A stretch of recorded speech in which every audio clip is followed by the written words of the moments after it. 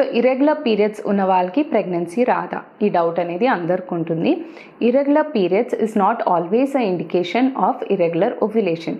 అంటే పీరియడ్స్ కరెక్ట్గా రాకపోవడం, తొందరగాని లేట్ వచ్చే వాళ్ళలో అండం విడుదల అనేది అవ్వచ్చు. అండం విడుదల కాకుండా పోతేనే ఇది పీరియడ్స్ కరెక్ట్గా రాదు అనేది అందరు నమ్ముతారు.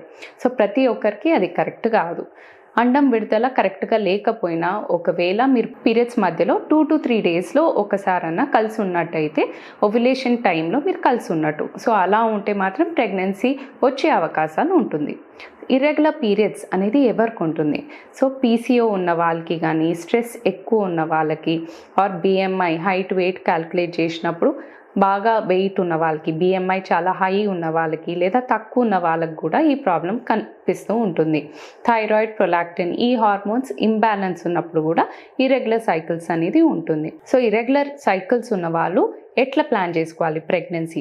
ఒకవేళ if it is hormonal imbalance అనుకోండి, థైరాయిడ్, ప్రొలాక్టిన్ ఏమైనా ఎక్కువ తక్కువ ఉంటే దాన్ని కరెక్షన్ చేసుకోవాలి.